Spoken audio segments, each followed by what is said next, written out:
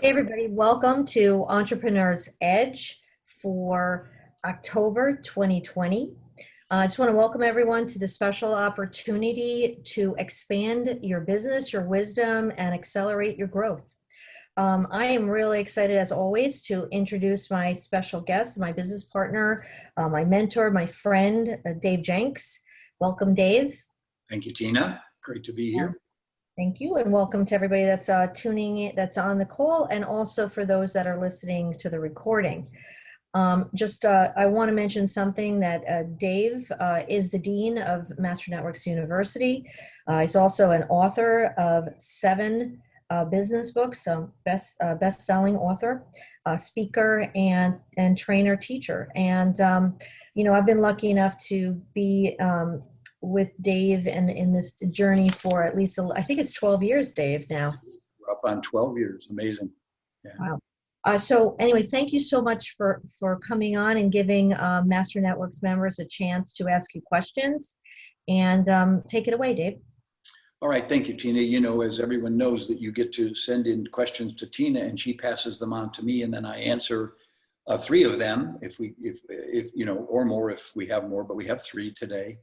And I answer those. And then at the end of this, if you have any others, then send those in to Tina. Where should they text those to you, Tina? During the live call, they can text to me at 914-441-1383. And then if it's during the recording, they can always send emails to me to ask follow-ups at my email, tinacampbell@masternetworks.net. Right. And so we do this the 3rd Thursday of every month at 11 o'clock Eastern time. We're 1 hour early today because I messed up in a schedule and I'm doing a Zoominar for Massachusetts at that time. And then later in the day, I'm doing one for the state of Washington, 3 offices out there. So it's interesting, with this Zoominar, you can be all over the country. And I've done 122 Zoominars since last March, which is just an amazing, opportunity and way to reach people. So as we know the format, you've asked questions and I'm going to respond to them and hopefully give some guidance. It's an honor for me to have worked with Chaz in the launching and the founding of Master Networks. I deeply believe in the world of entrepreneurship. I believe in people who are learning based, and Master Networks is so learning based. It's university and the way it deploys, and of course, working in conjunction here with Tina to deliver this, another sort of a more personalized version of how we grow our businesses. And one of the things I always like to remind people of is that we play a very challenging game. Entrepreneurship is a challenging game. And I refer to Eric Hoffer, a great American philosopher, who said, in times of drastic change, and man, are we in those, right? In times of drastic change, it is the learners who inherit the future, because it's that investment you make in yourself now that powers you up to be able to take advantage of the opportunities that lie there ahead. And the greatest entrepreneurs, in my experience, are learning based. They take more time out of their busy, demanding schedule to get training and coaching and consulting and reading and always improve what they do. And hopefully today, in this next period of time, will add into your wisdom about business. So let's take a look at our questions. Question 1 comes from Andrew Fagenbaum, financial advisor with Northwestern Mutual Financial Group, and by the way, president of our Lower Westchester chapter of Master Networks. And so thank you, Andrew, for stepping up and being of leadership and leadership service to us in Master Networks. The power of Master Networks is entrepreneurs leading and teaching other entrepreneurs. The fact that we gather weekly in meetings, whether now we do them in Zoom or we do them in face-to-face or mixed, the thing is, this is a chance for us. Being an entrepreneur can be a lonely business. And the question is, where do I get my encouragement, my support, my motivation, my guidance? And it's we get them from each other. And in Master Networks, that's what we do. We synergistically get together to re-energize each other and refocus and learn new skills and get better at the skills we have. It's so important. It really is just so important to have that ritual in your life. And Tina's done a wonderful job of building that region in Westchester County and surrounding. So thank you for your leadership, Andrew. So here's this question. What about subbing out work that is not in my wheelhouse, like cold calling? What is the best strategy to get started? How do I have them best represent me in the financial industry, which I take it is complicated? And what about compliance issues in industry? Well, Andrew, you've asked a very, very critical question for entrepreneurs, because often the skill we have, our wheelhouse, as you call it, is in the technical expertise and knowledge we have and the service we deliver through that. But then there's some other aspects of being an entrepreneur, like cold calling, you're saying, that doesn't feel so comfortable and good for us, and we're not good. So let me dive right in to hit this question, because it's a critical one.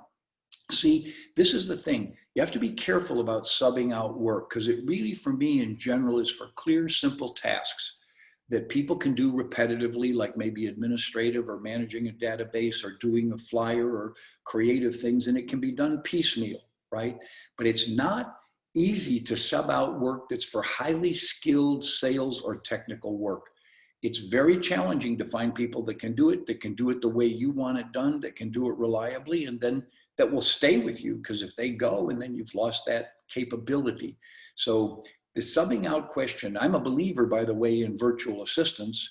Gina and I, my wife Gina and I we have a virtual assistant who works with us in building our database and getting out our flyers and helping us create our videos. And there's a lot of things. So that can be a very good thing to do, but it typically isn't the heart of what's going to build your business grow. And what I've learned over my 30 years in entrepreneurial work, and as Tina said, writing the books and teaching the classes, is that after the professional services you provide, lead generation is your entrepreneur's #1 priority. In many ways, and my co-author and I have said this many times, you really have two businesses. You have the technical service that people pay you for, and then you have the job of getting more people to come and use your service and pay you for it.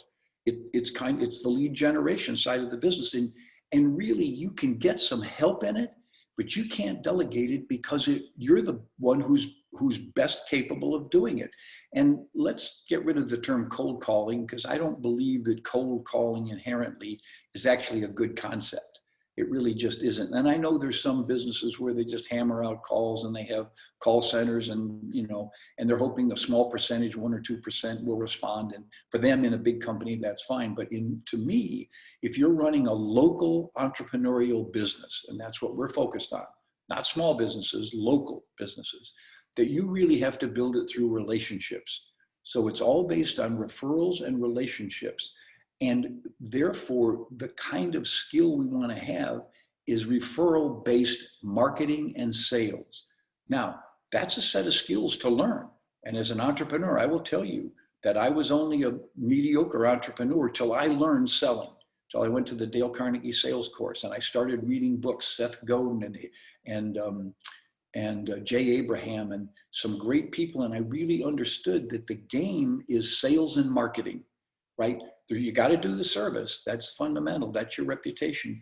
But in order to get that chance, you have to be a master of sales and marketing if you're an entrepreneur. Now, if you want to work for somebody else and just do the technical side of the business that's your wheelhouse, fine. But then you're an employee. Nothing wrong with that. But somebody else is doing the lead generation and they're just handing you the work. But when you're an entrepreneur, you've got to do both. You've got to get the clients, and build that pipeline of business.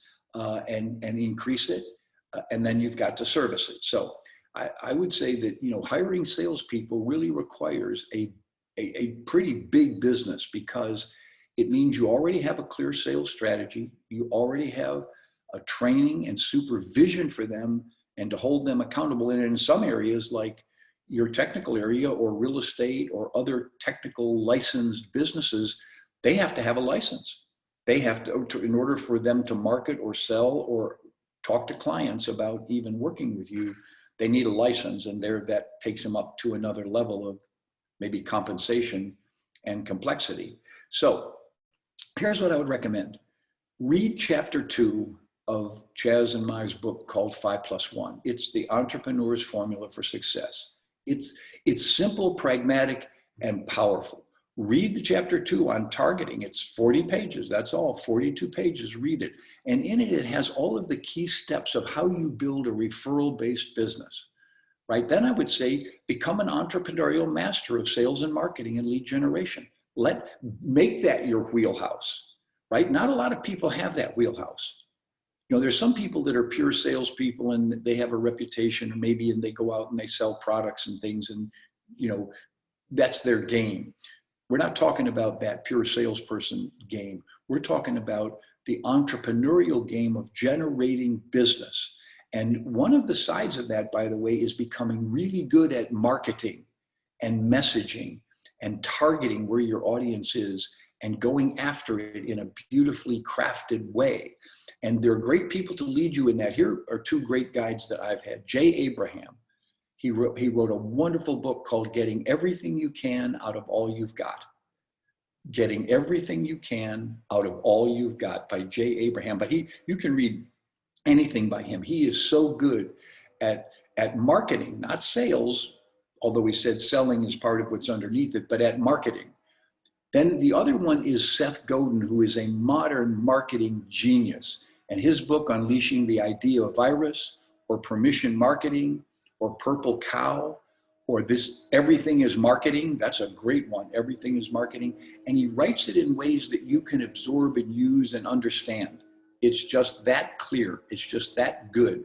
I get a daily feed from him. I'd highly recommend it. Go to Seth Godin, Godin. He has an RSS feed that comes in every day. I read his, 200 or 300 word blog, and they're all good. They're provocative. They're about business. They're not all about sales and marketing.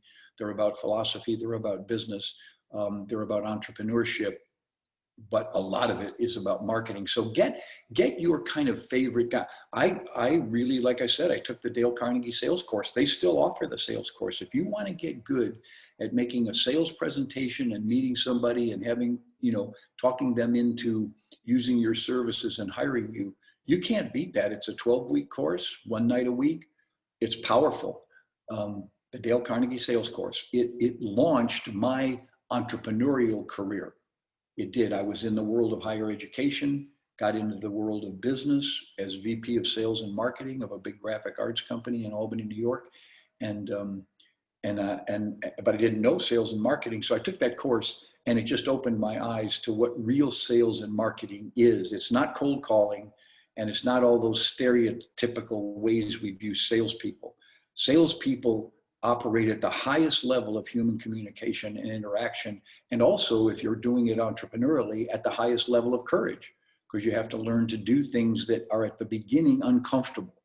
But once you get through that discomfort, you become really good at making good sales presentations. And that's what we're doing in Master Networks. When we do our sound bites and our presentations, that's where we're practicing this idea of articulating our value proposition to others so that they can refer us people or they can use our services. So building those skills is an important entrepreneurial thing. And then I would say, build your database.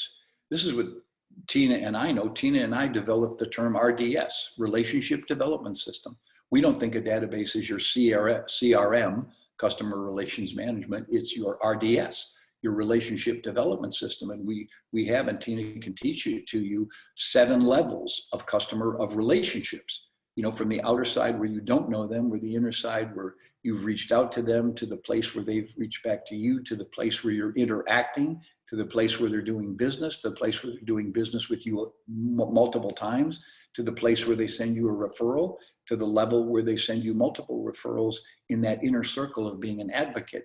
When you manage an RDS system through your database, and by the way, there's where I'd sub it out. I'd sub out work in building my database. That's what Gina and I are doing. We're having our assistant build our database and keep it updated and get it ready to send out mailers. That's where you can sub out work that's really good. And then identify the key issues that your clients are facing. And then make offers to them around that. Get this free report from Dave on the 3 mistakes people make in in their financial planning or whatever your area is. So identify those key issues and then use that in your marketing. And then finally, I would highly recommend, if you want a comprehensive look at lead generation, I wrote a book with Gary Keller called Shift, 12 Tactics of Top Agents in Tough Times. And it's real estate oriented, but it's entrepreneurial focused. And chapter 4, Find the Motivated, is so powerful. Find the motivated. You can do it by reaching out and finding them, asking, or you can do it by attracting them. That's marketing. We have prospecting and marketing. But the point is, that chapter covers both of them, and it's so clear about how you build a great marketing skill into your life. So the book is called Shift. You can order it from Amazon. And by the way, Gary wrote a 16-page introduction. He rewrote a foreword, actually, to the book in 2011. And it is the best 16 pages I've ever read on why be a high achiever. And it comes out of a conversation with his son, John, when he's a teenager. And so it's the language and the description is and the thinking is very relevant to teenagers or young adults, people in their 20s. And so, I mean, I would get the book just for that. And I would make some photocopies of those 16 pages and share it with young people in my life that are maybe just trying to find their way. Powerful. So there you go. I hope, Andrew, that's helpful to you. Understand that lead generation is a priority in your business. It's not easy to delegate. You can have other people help you with parts of it, but it really is the entrepreneur's primary skill. Yeah. Question 2 comes from Brian Hand, partner at Nordlicht & Hand, attorneys at law, business attorneys, and he's a Master Networks member, of course. And he said, how do you get a new business owner to realistically plan for the expenses they're going to incur during their first 2 years of operation? And I'm sure Brian and his team get this question. I mean, they're helping someone maybe set up their LLC or their corporate papers or getting everything organized. And maybe they're getting a lot of questions about, how do I do this? And of course, they may see even a lot of their clients that fail because they're undercapitalized or they overspend or whatever. So this idea of managing your expenses during a startup is really a critical issue for new businesses. It absolutely is. And it's not that there are simple answers, but let's take a look at this.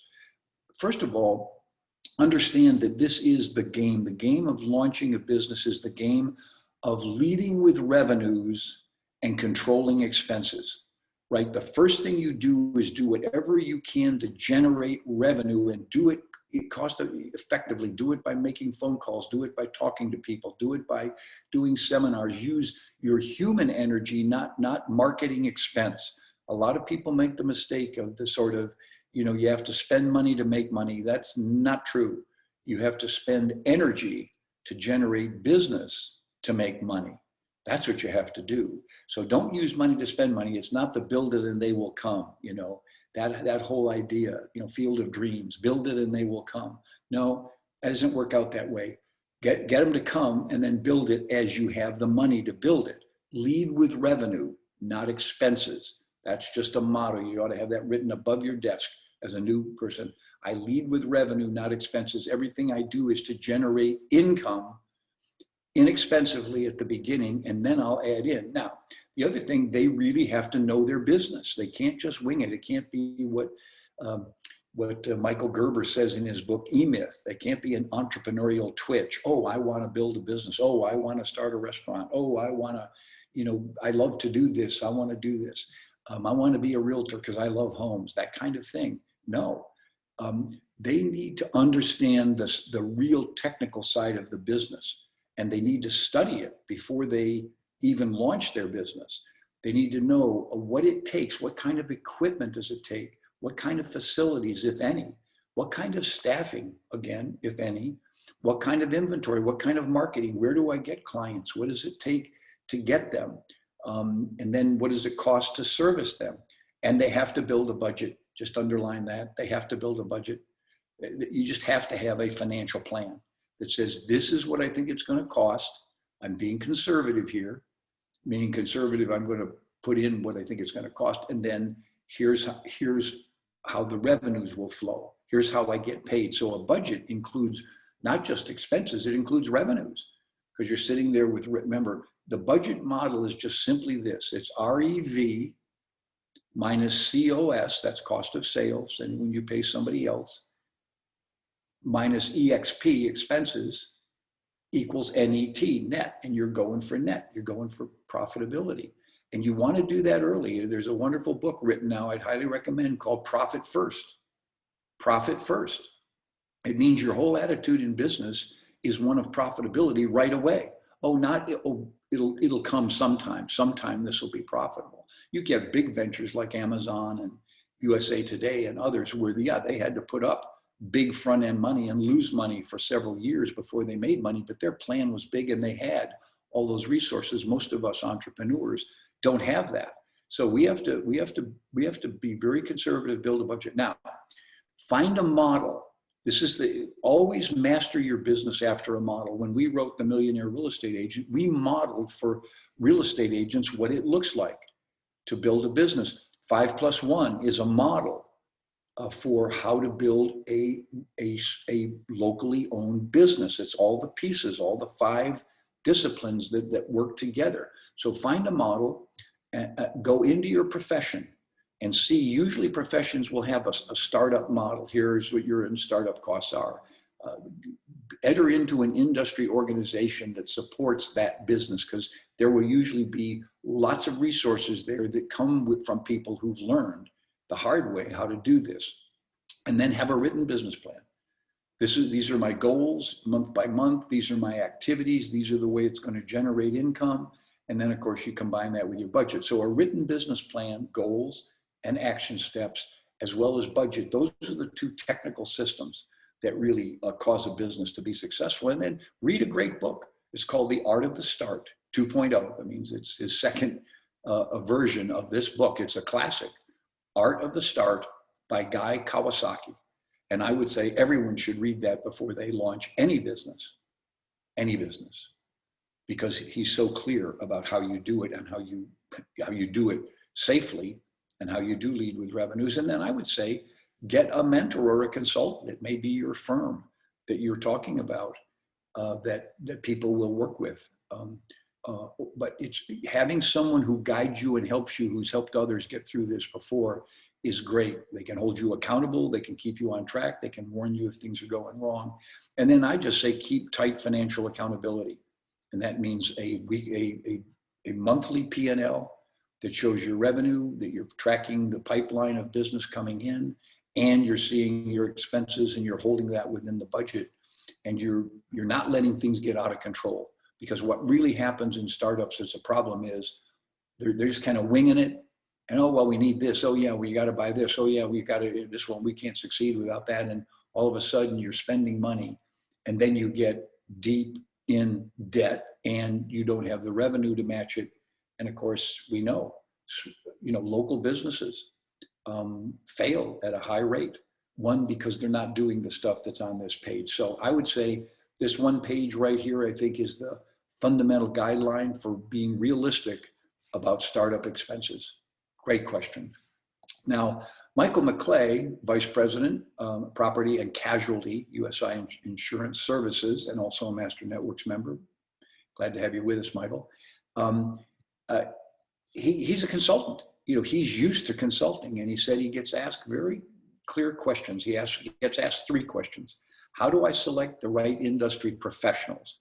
I mean, my attorney, my legal, my insurance advisor, my financial advisor, my CPA, my business consultant, and who can I trust?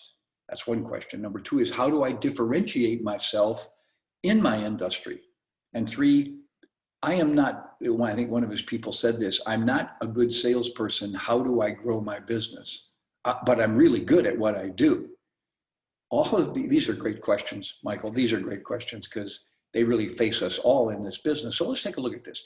Having the right professionals around you is like building a power team. Gina and I know that having the right CPA is a big deal. The right bookkeeper that can keep things going well. The right kind of insurance provider for any kind of insurance that you need to cover you in this business, to protect your liability insurance, that sort of thing.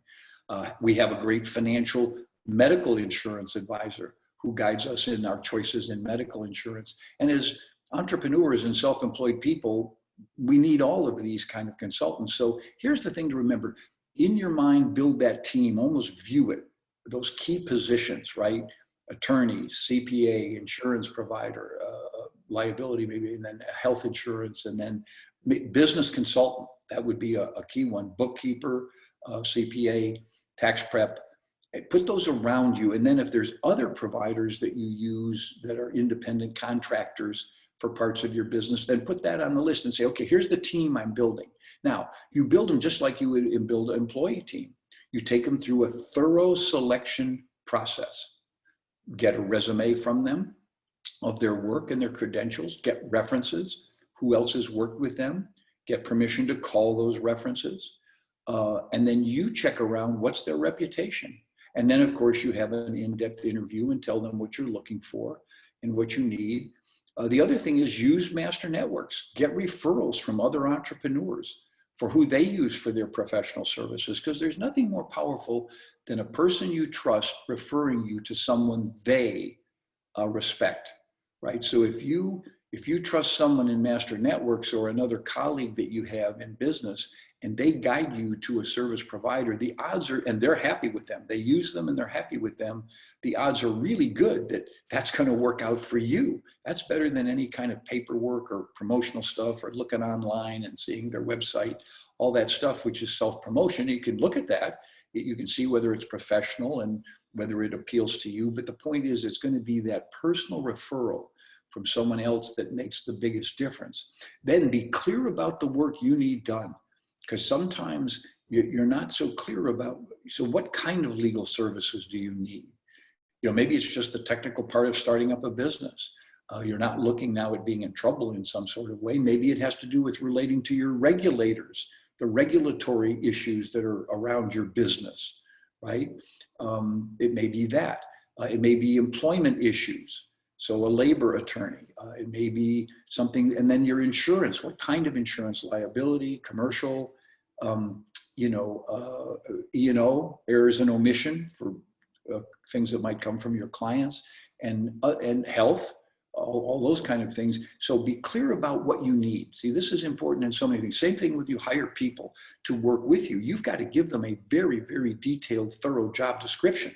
You need to know what you want them to do before you hire them. One, that'll help with the selection process, but also it helps with guiding and training and holding them accountable when they first begin to work with you. And then I would say, check your gut. And here's the way gut works. If you're enamored with them and you really like them, then be careful. Check that out. Make sure they just haven't got a good personality. Make sure that their track record fits and all that. But if your gut gives you any sense of doubt, walk on, find somebody else to talk to. Your gut will tell you if that is not the right person. They will. And don't get past that. Well, you know what, maybe I'm just making a preliminary judgment here. Maybe I don't have enough. No, your intuition, your gut is really good at the negative side, not the positive side. You can often fall in love with a potential employee or a potential vendor to you because you really like them. You really have that kind of affinity, but they may not be good at their service, right? So you have to check. If you feel good, you got to check it out. If you feel bad, walk away. Just trust it. Trust that negative read is telling you, no, not here. So trust your gut on that one. And then I would just say, give it time. Be patient. Don't rush into professional relationships. Get the right advisors. Over time, they matter. And then particularly when it comes to a really good business consultant, and I'm a big believer in business consultants. I think great companies run with people who are good because those consultants, they open your eyes, they ask questions that you might not have asked yourself. They can guide you to services, and they will hold you accountable. They'll keep you on track. That's what a good business advisor does. So I would say those are the things to keep in mind in hiring professional services. Now, this idea of differentiating myself, wow, that's a big one. That's your marketing thing.